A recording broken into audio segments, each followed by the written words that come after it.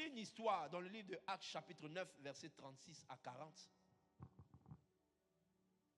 Je lis la parole de Dieu. Il est écrit: il y avait à Joppé parmi les disciples une femme nommée Tabitha, ce qui signifie Dorcas. Elle faisait beaucoup de bonnes œuvres et d'aumônes. Elle tomba malade en ce temps et mourut. Après l'avoir lavée, on la déposa dans une chambre haute. Comme Lyde, c'est une ville, est près de Joppé, les disciples ayant appris que Pierre s'y trouvait, envoyaient 2 hommes vers lui pour le prier de venir chez eux sans tarder. Pierre se leva et partit avec ses hommes. Lorsqu'il fut arrivé, on le conduisit dans la chambre haute.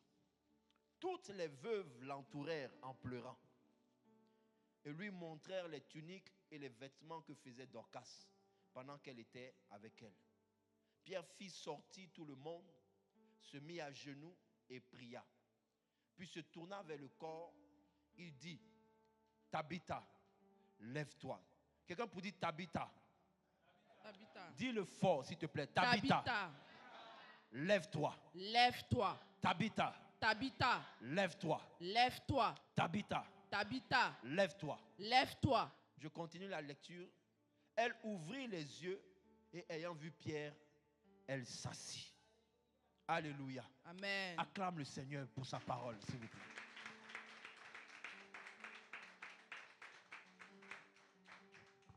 Alléluia.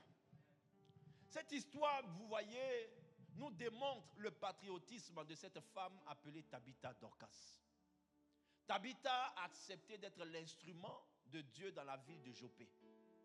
On ne sait pas si elle est née, on ne sait pas si elle était de passage, ou si c'était le ministère qu'il avait envoyé, vous voyez, à Joppé. Mais la Bible dit qu'elle était comptée parmi les disciples. Il y avait à Joppé, parmi les disciples, une femme. Donc parmi les disciples de Christ, dans cette ville appelée Joppé, il y avait une femme qui s'appelait Tabitha Dorcas. Alléluia.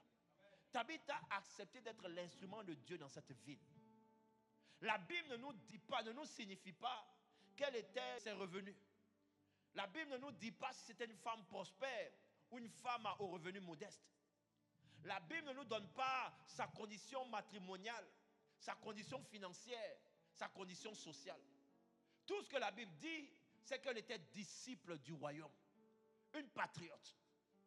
Mais pas seulement de nom, parce que les disciples, il y en avait. Il y en avait tellement. Mais elle s'est distinguée parmi les disciples. Alléluia. C'est-à-dire, elle s'est distinguée parmi tous ceux qui portaient le nom de Christ, qui se disaient enfants du royaume. Tabitha s'est distinguée. Alléluia. Elle s'est distinguée par quoi? En acceptant d'être l'instrument dans la ville de Joppé. Elle s'est dit, je suis dans cette ville. Elle a observé, elle a vu la ville. Elle a vu que dans cette ville, il y avait des démunis. Elle a vu que dans cette ville, il y avait des veuves. Elle a vu que dans cette ville, il y avait des pauvres. Elle a vu que dans cette ville, il y avait des enfants qui manquaient de nourriture. Alors Tabitha a dit, je veux parler de la part de l'Éternel. Mais elle a compris que dans cette ville, pour parler de la part de l'Éternel, il ne s'agit pas seulement d'aller sur la place du marché et de dire donnez votre vie au Seigneur. Dieu va faire, agir, levez-vous et acceptez le Seigneur. Non, bien-aimé. Elle a compris qu'il fallait qu'elle œuvre pour le royaume. Elle a dit je suis patriote. Ma manière pour moi de servir le royaume, bien-aimé, c'est d'agir. Ma foi ne se consiste pas à dire Jésus est Seigneur, mais ma foi consiste à démontrer mes œuvres. Elle a posé des actes concrets. La Bible dit, bien-aimé, qu'elle a posé de bonnes œuvres et elle faisait l'aumône. Elle ne pouvait pas voir une personne dans la faim et ne pas agir.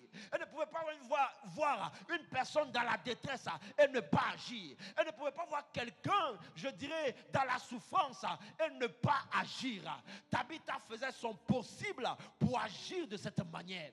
Mais la Bible dit qu'elle n'agissait pas seulement, je dirais, vis-à-vis de ceux qui étaient chrétiens, mais elle agissait vis-à-vis de toutes les femmes qui étaient considérées comme veuves et je dirais ceux qui étaient démunis.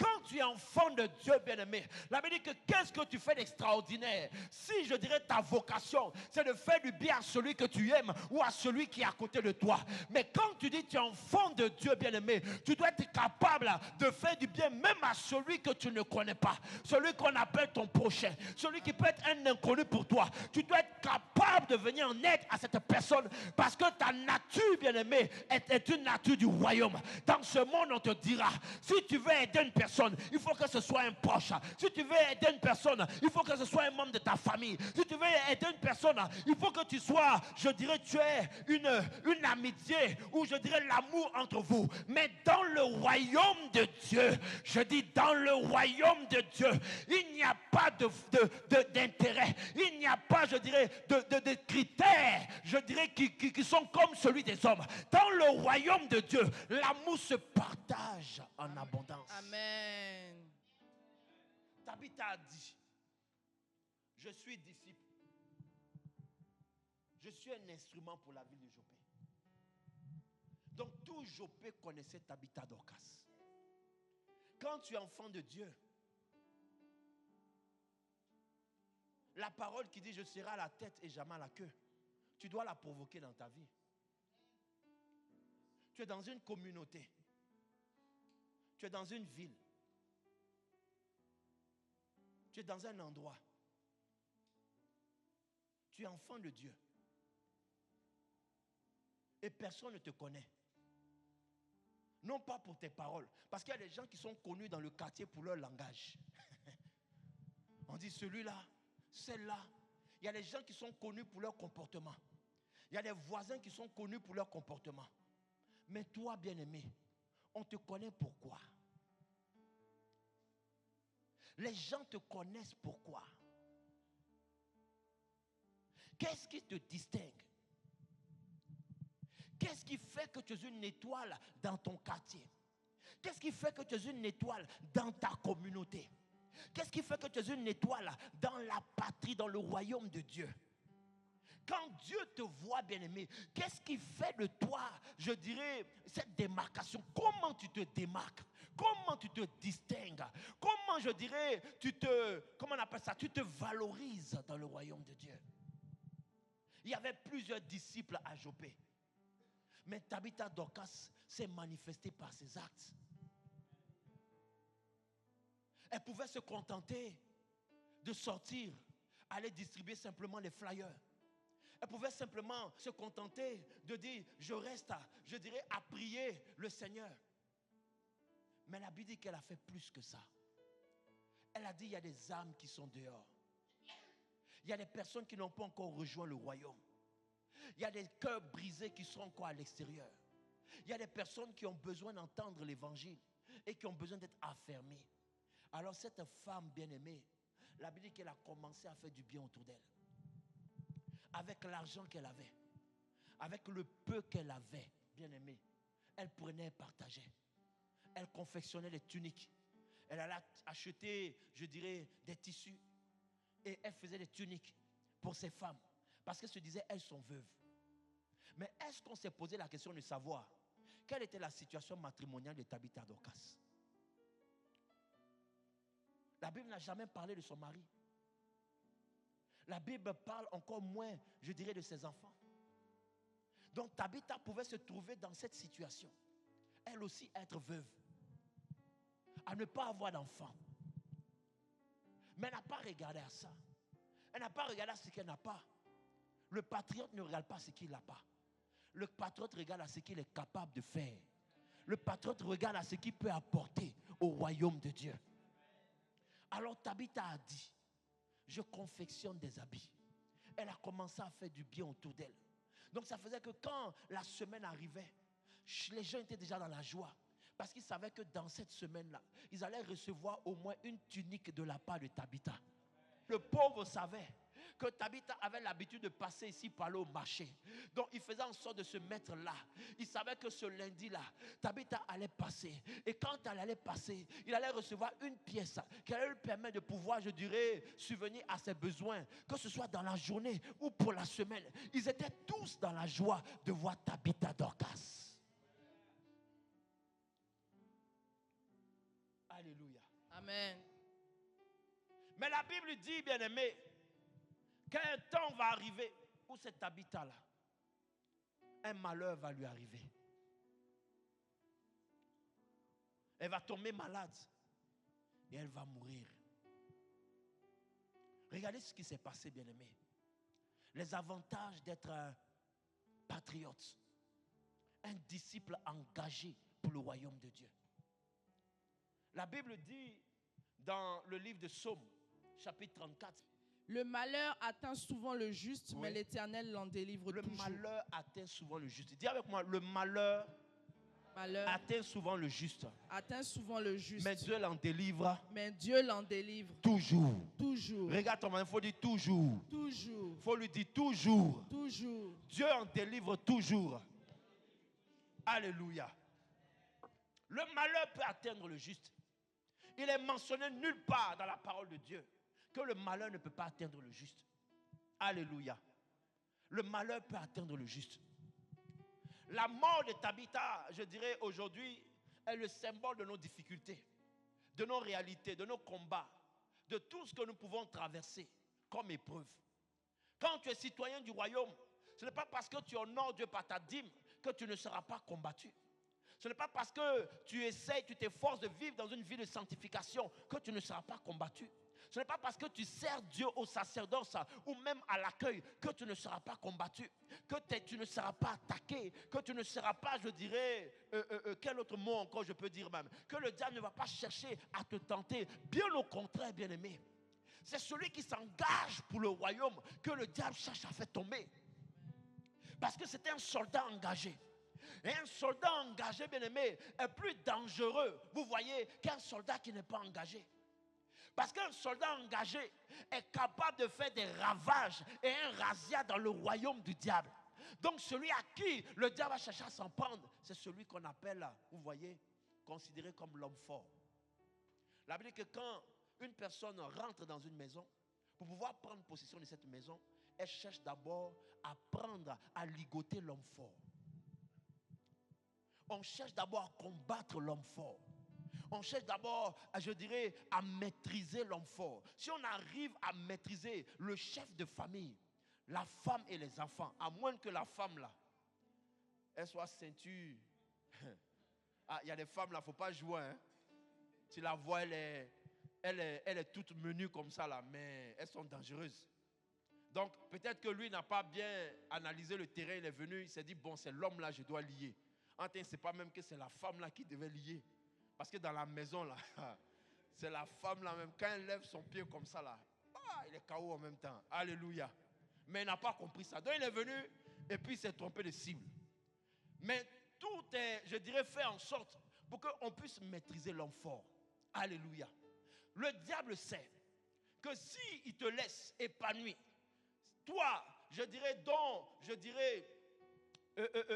ta quiétude, vous voyez, repose sur ta joie, repose sur tes finances, repose sur ton entourage. Il sait que s'il arrive à frapper là-bas, tu n'arriveras plus à servir Dieu comme il se doit.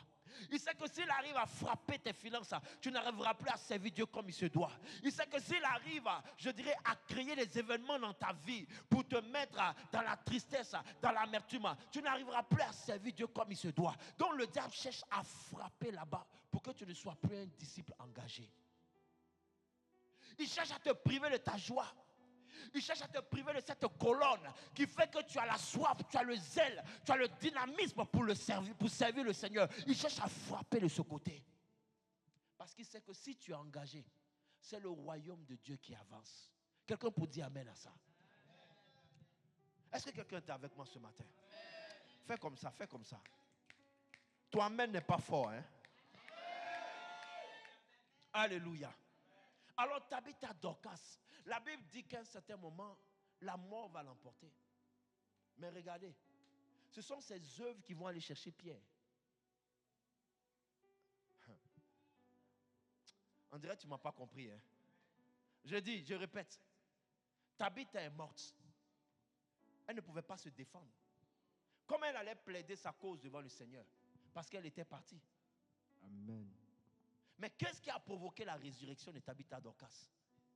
Ce sont ses œuvres. Qui étaient les œuvres de Tabitha Dorcas? Ce sont ceux qui sont allés chercher Pierre, qui ont dit non, cette femme ne peut pas mourir. Elle nous fait trop du bien. Non, elle ne peut pas mourir. Elle ne peut pas partir comme ça. La vie ne peut pas s'arrêter pour elle parce qu'elle est importante pour la ville de Joppé. Ce sont ses œuvres, les tuniques qu'elle faisait, l'aumône qu'elle faisait. Ce sont toutes ces choses qui ont mené les gens à faire bouger le royaume de Dieu pour elle. La Bible dit Pierre était en prison. Mais qui a prié pour Pierre pour qu'il soit sauvé? La Bible dit c'est l'Église qui a prié pour que Pierre sorte de la prison. Quand tu es indispensable, je dis quand tu t'arranges, parce que nul n'est indispensable au royaume de Dieu, mais quand tu t'arranges, bien-aimé, pour être une étoile, pour être un patriote, pour être, je dirais, un disciple engagé pour le royaume de Dieu. Je dis, le malheur peut t'atteindre, mais Dieu t'en délivrera toujours. Le malheur peut t'atteindre, mais Dieu t'en délivrera toujours. Les problèmes peuvent frapper à ta porte, mais Dieu te délivrera toujours. Les difficultés peuvent frapper à ta porte, mais Dieu t'en délivrera toujours. Les œuvres de Tabitha Dorcas, on dit non. Il faut qu'on cherche. Ils ont commencé à chercher. Les œuvres de Tabitha ont commencé à sillonner, à Joppé. Ils ont regardé, il n'y avait personne. La Bible dit qu'ils sont allés jusqu'à Lyde.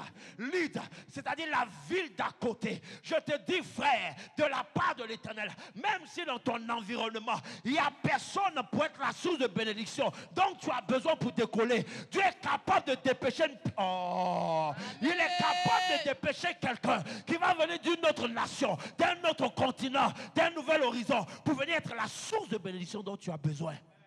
Pour avancer. Les œuvres ont commencé à chercher. Ce n'est pas elle, parce qu'elle a posé les actes, mais elle ne savait pas que ces actes allaient parler en sa parole, en sa faveur. Tout ce qu'elle s'est dit, je suis un disciple engagé, je respecte la parole de Dieu, j'honore la parole de Dieu. Là où la Bible dit de faire les aumônes, oui bien aimé, parce que c'est écrit dans la parole de Dieu. Donc Tabitha n'a rien fait d'extraordinaire, elle n'a fait qu'obéir aux principes du royaume. Elle a honoré le Seigneur en faisant l'aumône, c'est-à-dire en tendant la main aux pauvres et en se souciant des veuves et des orphelins. Mais la Bible dit ces actes ont parlé en sa faveur. Quand la mort a frappé dans sa vie, les actes sont allés chercher Pierre. La Bible dit que Pierre se trouvait à Lyde. Les gens sont allés à Lyde pour aller dire Pierre, s'il te plaît, on a un besoin urgent. On a besoin que tu te dépêches. On a besoin que tu viennes immédiatement parce qu'on a perdu quelqu'un qui nous est très cher. Cette femme est tout pour la ville de Joppé. Elle est tout pour la vie de Joppé. On a besoin que tu viennes. On ne peut pas la laisser partir. Nous, on ne peut rien faire. Mais on a besoin que tu parles parce que tu es prophète de Dieu. On a besoin que tu parles sur sa vie. On veut tenter quelque chose. On veut que tu parles pour qu'elle revienne à la vie. On veut essayer quelque chose. On veut que tu pries pour elle pour que la situation se décante.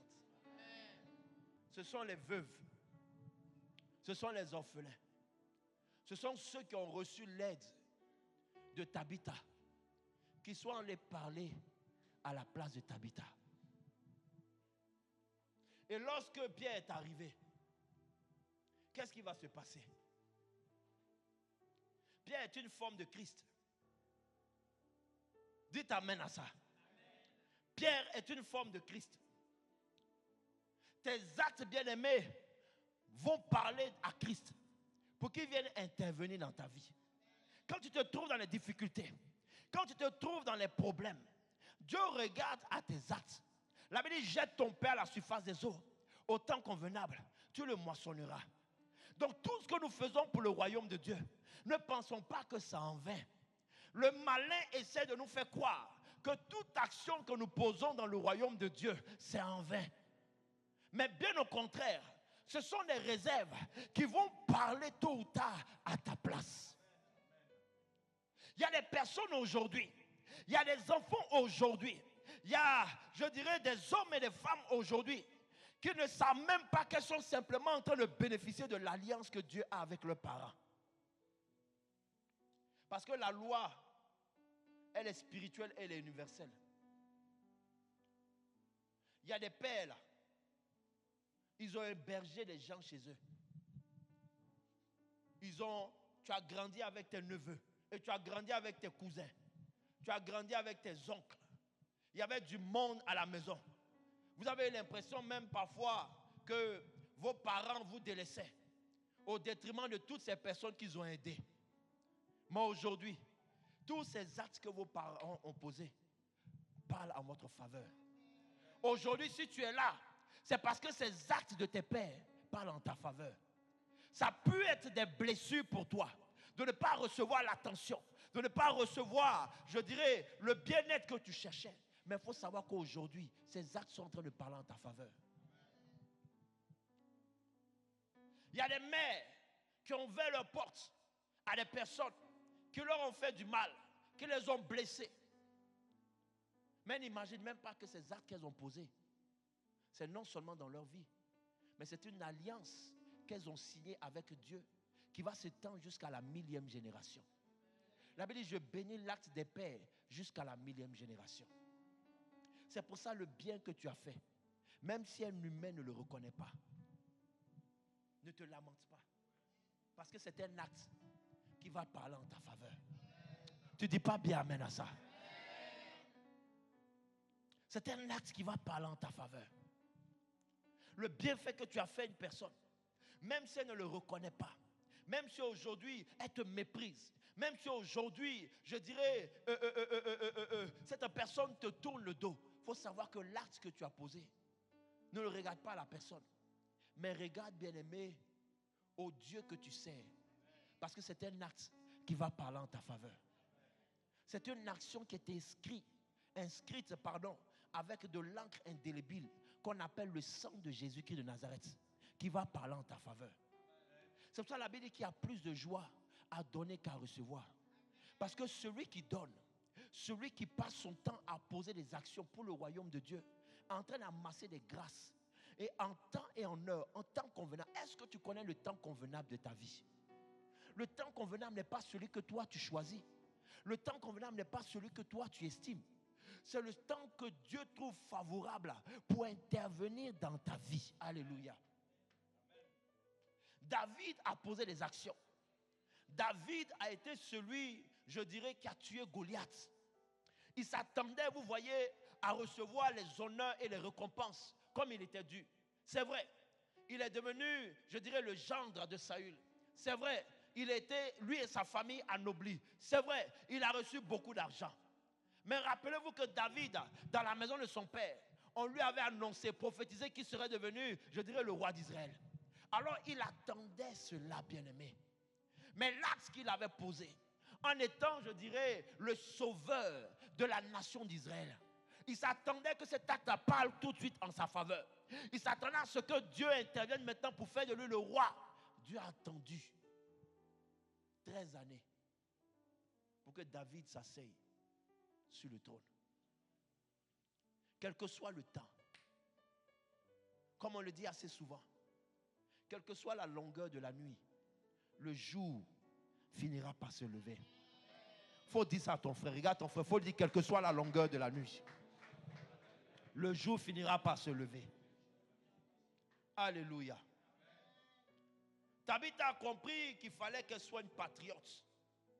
Ce sont ses œuvres qui ont activé sa résurrection. Quand Pierre est arrivé, la Bible dit les femmes étaient en train de pleurer.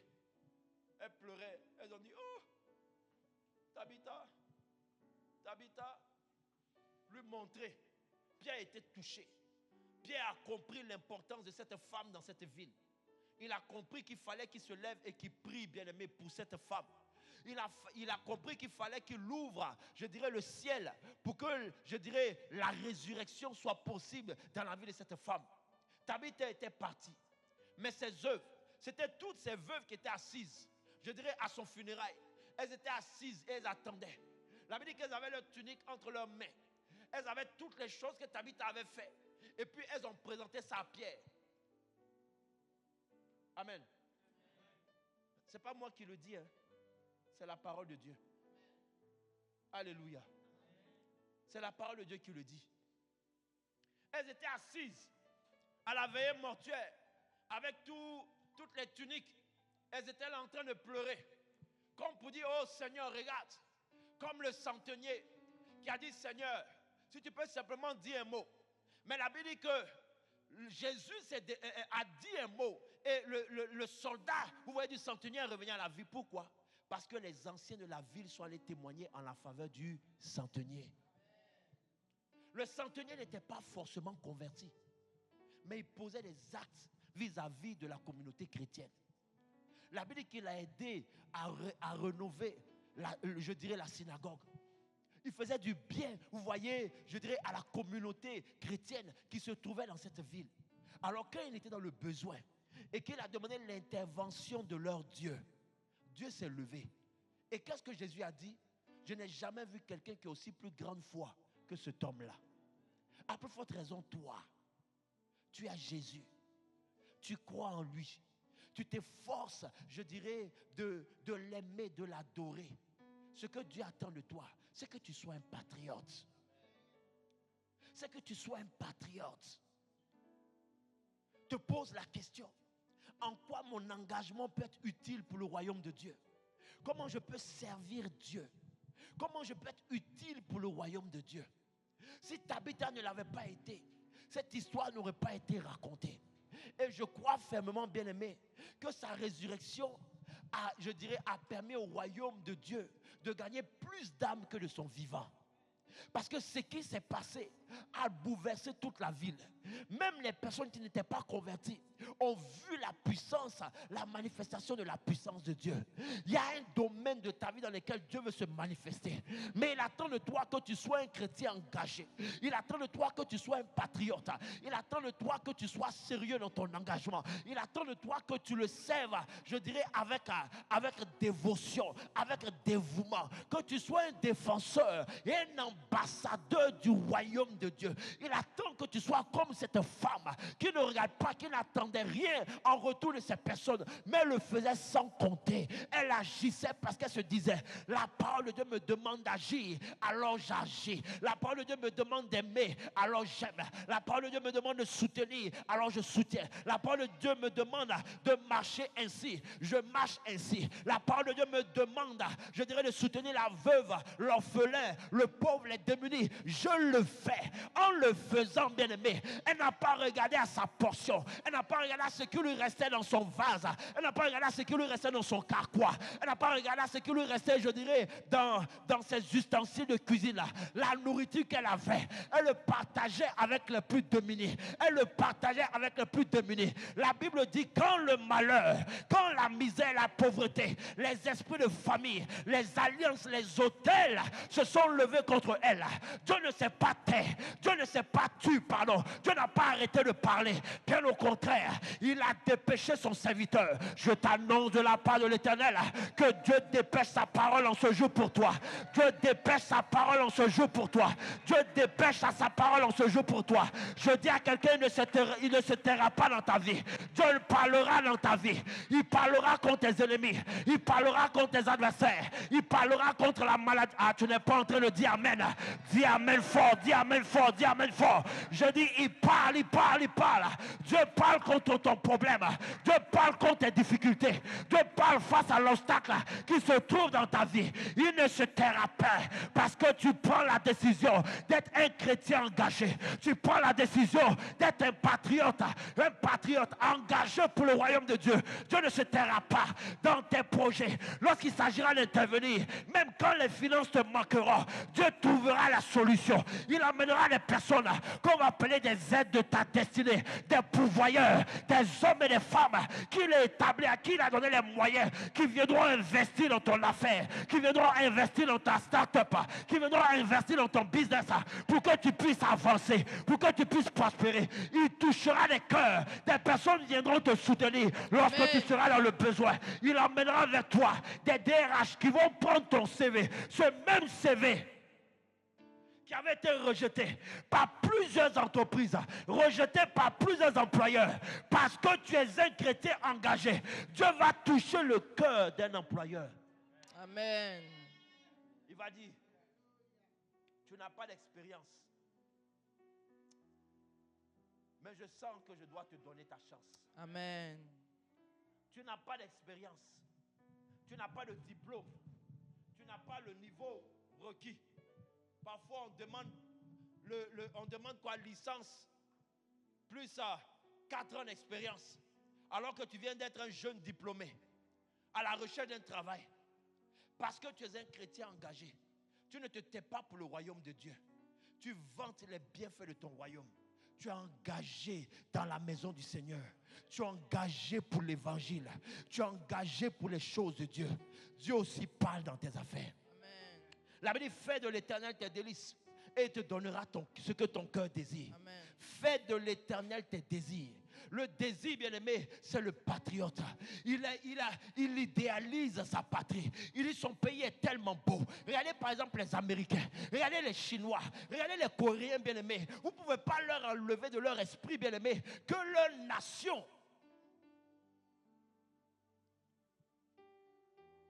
Oh. Prenez un Américain. Ils sont fiers d'être Américains.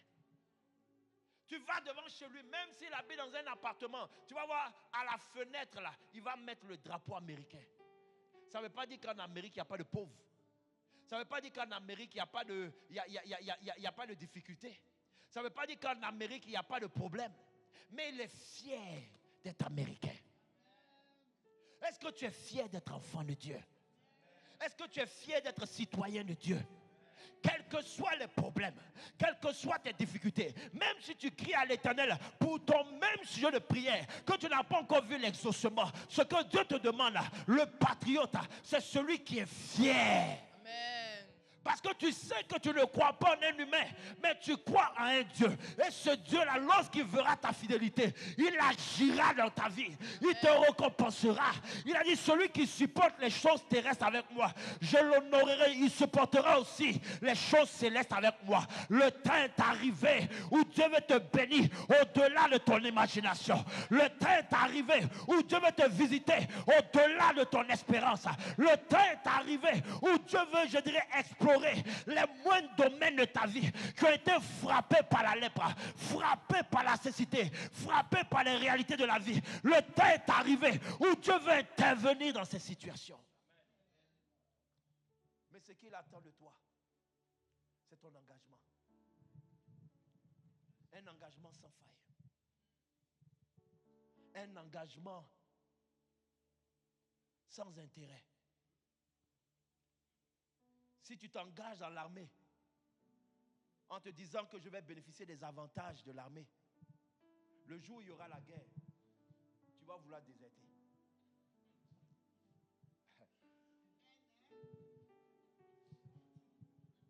Ou bien je reprends ça autrement. Hein? Parce que les soldats là, ils ont des avantages. Hein? Je ne connais pas pour les citer, je ne connais pas leurs avantages, mais ils ont des avantages. Il y a d'autres qui sont logés. Donc, vous savez qu'ici en Europe, mais ta plus grosse dépense là, c'est quoi? C'est ton loyer. Donc, si en tant que soldat, tu es logé, puis que tu dois payer ta maison à 150 €, mais tu as le temps d'épargner. Demandez à ceux qui travaillent dans la fonction publique, quand ils sont logés par la fonction publique, ils ne payent pas le même loyer que toi. Ils payent très très moins cher. À une époque, j'avais un collègue. Son père a travaillé dans la fonction publique et son père est parti à la retraite. Mais son père a gardé la maison de fonction là. Vous savez payer combien le loyer? Oh, demande-moi. Demande-moi bien, demande-moi bien. Vous savez payer combien le loyer? Demandez-moi bien. Non, vous ne me demandez pas bien, donc je n'ai pas envie de dire. Voilà. Il paye combien? Il paye 100 €. Dans Paris, en plein Paris.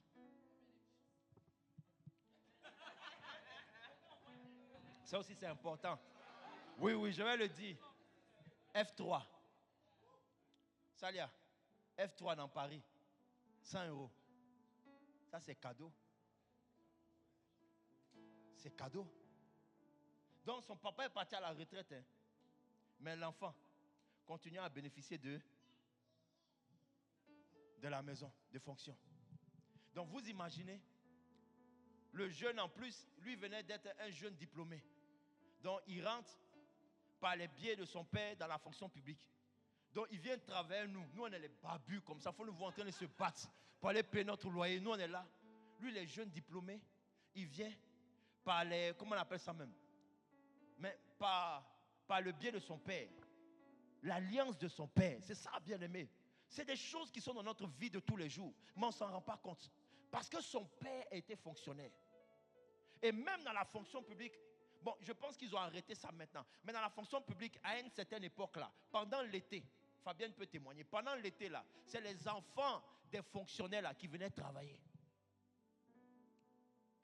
C'est-à-dire, pendant l'été où les gens vont en vacances là, pour faire l'argent de poche aux enfants là, les premiers qu'on cherche à recruter, c'est-à-dire toi tu déposes ta lettre de motivation, les premières personnes automatiquement qu'on cherche à recruter, c'est-à-dire depuis janvier, on sait que l'enfant de maman Dali Chantal, on sait que l'enfant de maman Gogwa, on sait que l'enfant de madame Boabré, on sait que l'enfant de qui encore va venir travailler au mois de juin, de juillet, va venir travailler à l'hôpital.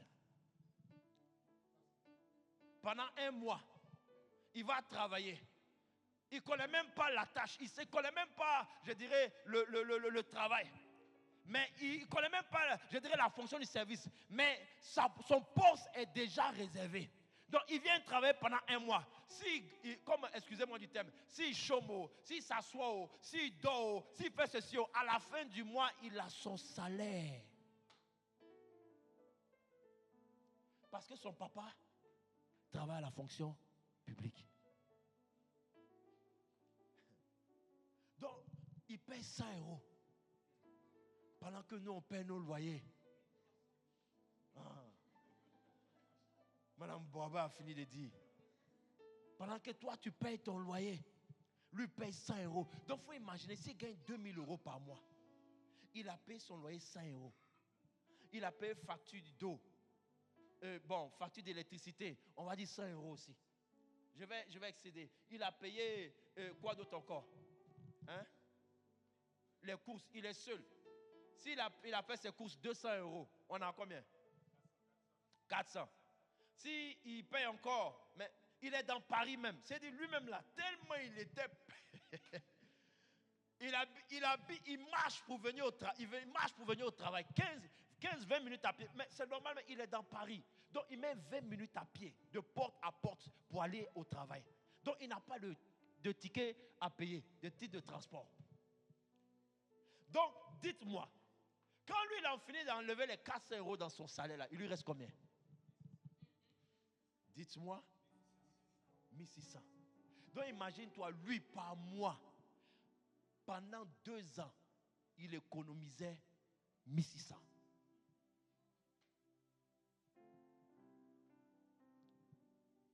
Tout est parti de quoi? Non, dites-moi, tout est parti de quoi? De son père. Et c'est ce que l'enfant de Dieu oublie. C'est que toi aussi tu as ce privilège-là. Toi aussi tu as le droit de bénéficier de ces avantages du royaume. Ces privilèges-là te sont accordés. Et c'est ce que Dieu attend de nous. Sois engagé. Tu portes un nom qui t'emmène à être engagé. Jésus s'est engagé pour que tu sois sauvé. Il a payé le prix. Il avait toutes les raisons d'abandonner. Mais il a dit, j'ai un prix à payer pour que les générations présentes et les générations futures soient sauvées. Alors toi aussi, tu dois suivre l'exemple. Sois bien-aimé un patriote. Sois une personne engagée pour le royaume de Dieu. Sois une personne qui a besoin de démontrer à son Dieu, comme Tabitha Dorcas, pour que dans les moments difficiles, l'Éternel, pour voir tes besoins, il touche le cœur. Même s'il arrive, bien-aimé, qu'il arrive un moment que toi, tu ne sois plus en mesure de rattraper le cœur de ton mari, rattraper le cœur de ton enfant, rattraper le cœur d'un parent, bien-aimé, qui est en train de s'éloigner de la présence de Dieu. Bien-aimé, au travers de tes actes, Dieu peut intervenir.